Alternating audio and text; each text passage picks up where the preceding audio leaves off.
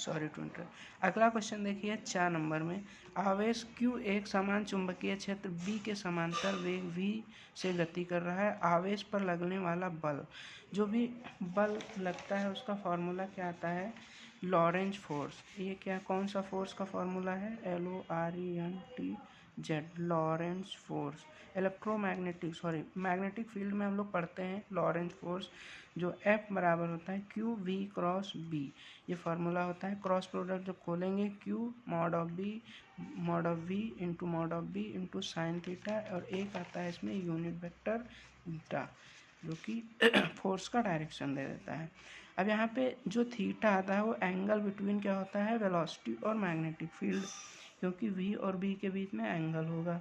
यहाँ पे दिया हुआ है दोनों पैरेलल हैं, मतलब वेलोसिटी और मैग्नेटिक फील्ड एक ही डायरेक्शन में है, तो इसके बीच एंगल जो आएगा वो क्या आएगा, 0 आएगा या फिर 180 डिग्री आएगा। अगर मान लो अपोजिट डायरेक्शन में है मैग्नेटिक फील्ड और वेलोसिटी, तो यहाँ पे थीटा 180 डिग्री आ जाएगा। अगर एक ही डायरेक्शन में है तो थीटा 0 आ जाएगा। हमने थीटा 0 मान के कर लिया है। साइन 0 0 होगा, साइन 180 भी 0 होगा।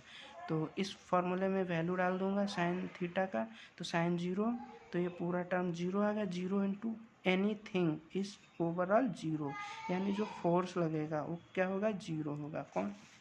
कौन सा ऑप्शन सही है इसमें, थर्ड ऑप्शन सही है। अब आगे आते हैं सेक्शन, कौन से सेक्शन में आएंगे, सेक्शन बी में। आगे आते हैं सेक्शन बी में।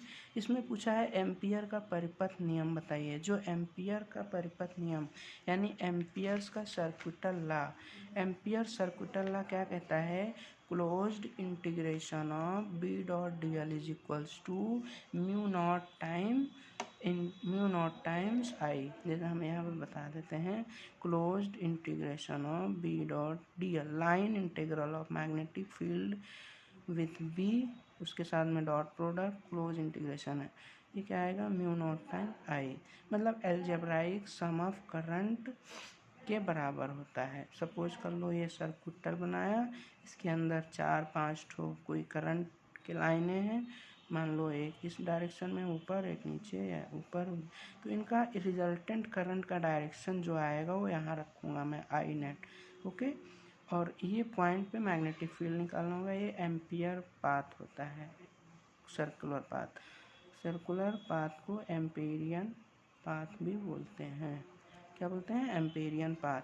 तो ये रिलेशन लिखना इसमें इम्पोर्टेंट था। B dot D L, close line integral B dot D L is equal to mu naught times I.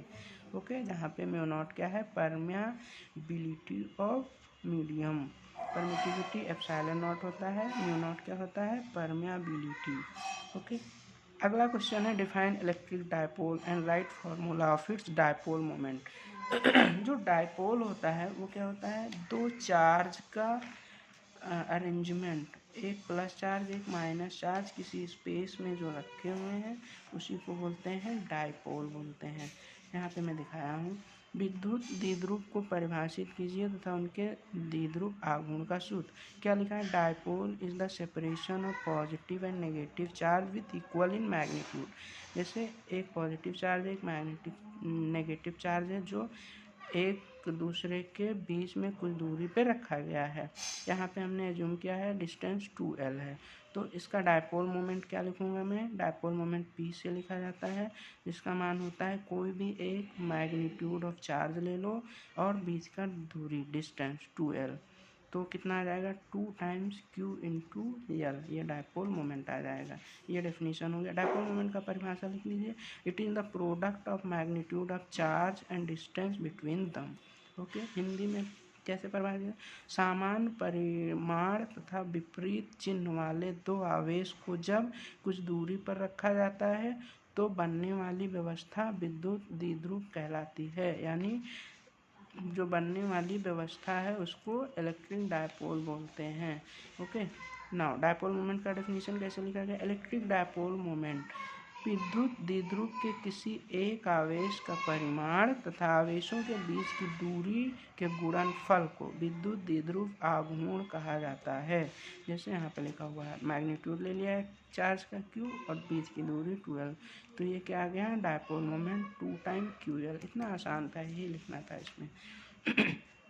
C part का क्वेश्चन क्या कह रहा है, a proton and alpha particle are moving with same velocity, okay, find the relation between de Broglie wavelength associated with them. यहाँ पे de Broglie wavelength क्या कहता है, lambda lambda is equal to h/p, ये रिलेशन था D Broglie wavelength. p की जगह पे आप क्या लिख सकते हो, मास इंटू वेलोसिटी, p की जगह पे मास इंटू वेलोसिटी लिख सकते हो। अब यहाँ पे कैसे हमने रिलेट करके लिखाया है वो मैं दिखाता हूँ डी ब्रॉगली वेवलेंथ को।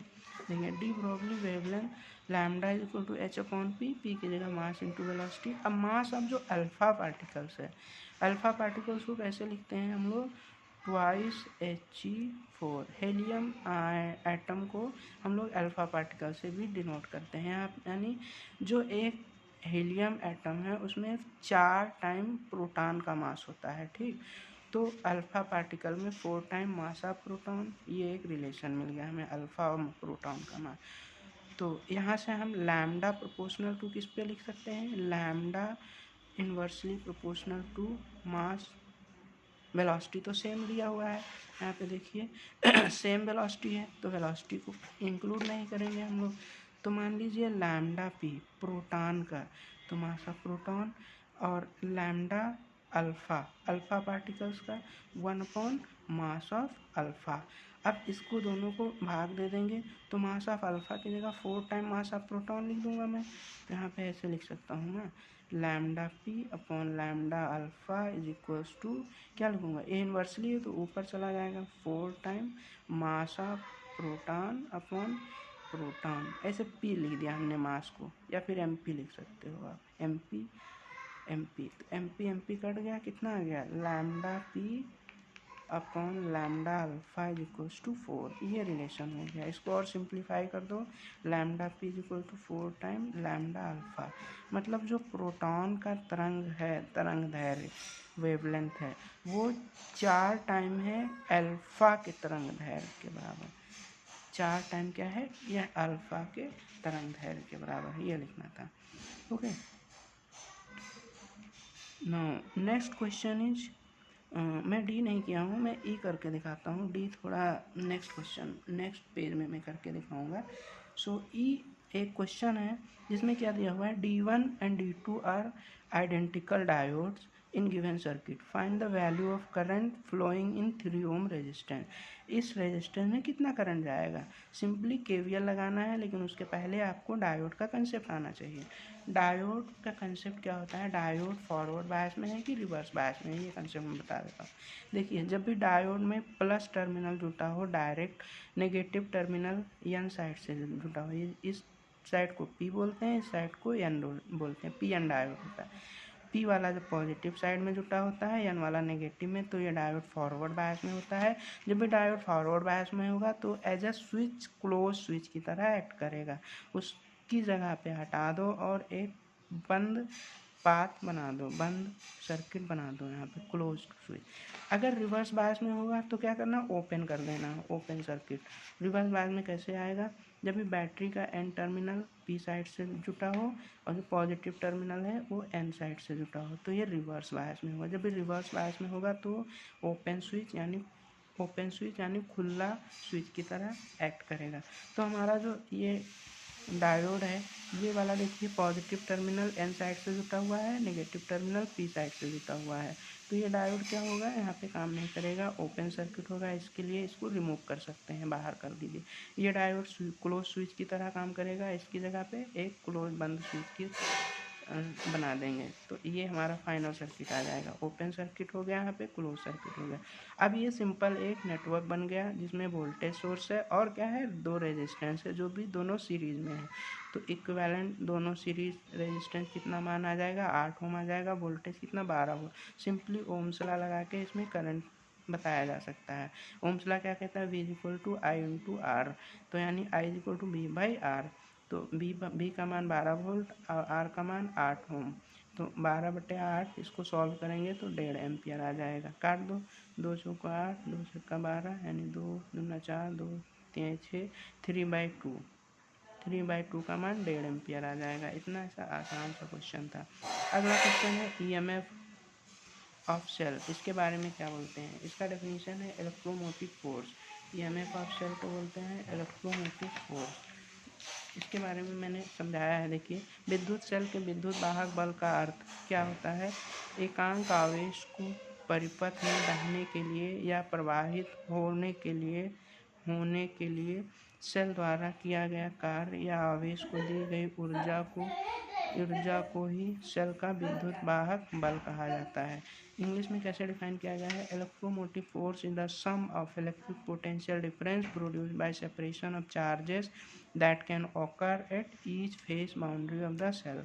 इसका मेन मतलब ये है कि जब दो प्लेट के बीच में प्लस माइनस प्लेट हैं, उनके बीच में जो डिफरेंस आता है उस डिफरेंस को पोटेंशियल डिफरेंस बोलते हैं। वही पोटेंशियल डिफरेंस हमारा इलेक्ट्रोमोटिव फोर्स ऑफ सेल बताता है। Right. Thank you for watching. For more questions you see next video. Thank you.